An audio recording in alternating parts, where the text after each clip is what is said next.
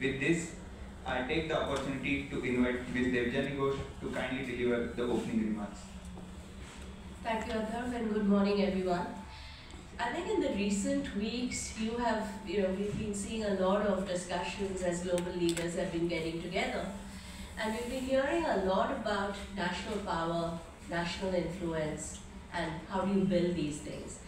And while in the past, countries have typically used the size of their GDP, the size of the industry, their military might, how much of access they have to natural resources like oil to define national power and influence, that access is completely changing. So what you're seeing now is technologies like semiconductor.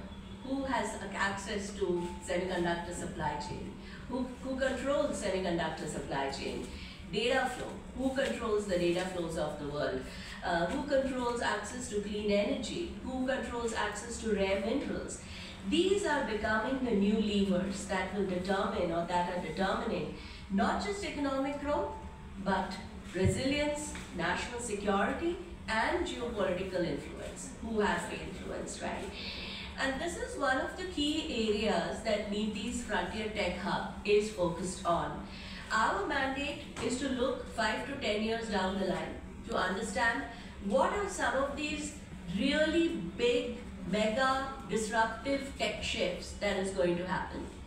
Because if you look at these tech shifts, those who win are the ones who spot them early. You spot them early, you start understanding them, you start planning for them, and that's what countries like US, China have typically done. And that's where we want to take India now. We want to ensure, because we are in this era where we are going to see much bigger shifts than anything we have seen till now. We all talk about AI, but the next big tech shift is going to be way bigger than AI. And we have the time to spot these early, figure out how to build our readiness, and that's what NITI Frontier Tech Hub does. We look at things 5, 10 years down the line, we spot these trends, we understand them, and then we feed that insight into government, into relevant stakeholders to say, this is what's going to happen, this is the impact, the good and the bad, and this is what India needs to do to get ahead of the curve.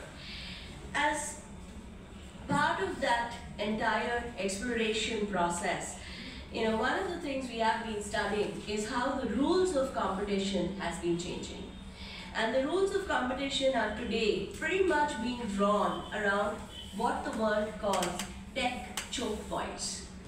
So the world is looking at control of supply chains, critical supply chains, control of supply chains, control of standards.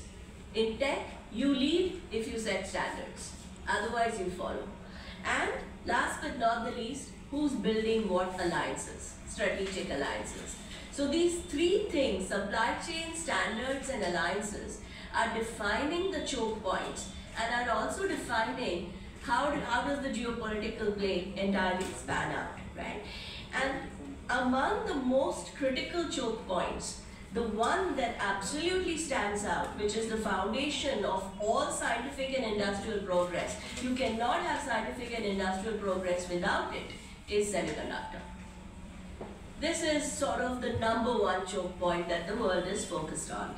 The United States, we know, has built tremendous commanding head start and unmatched control of fabs, EDA tools, IP core, etc., etc.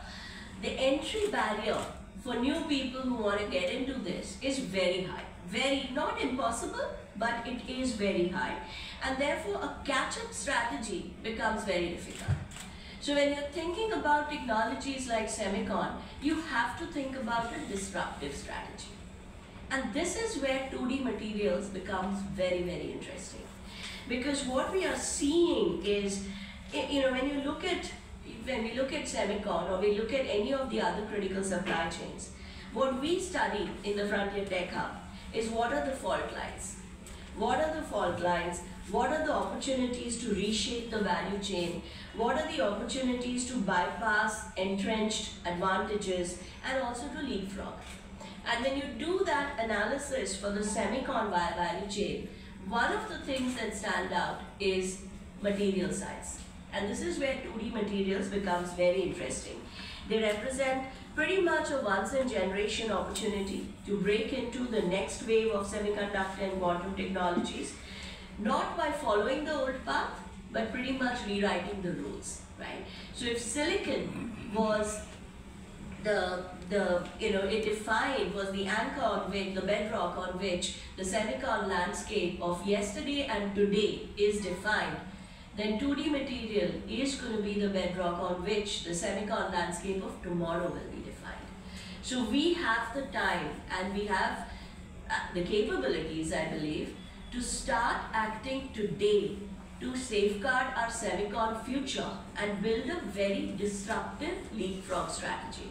So that's why the focus of our fourth issue of our quarterly insights, Future Front, is on introduction to 2D material.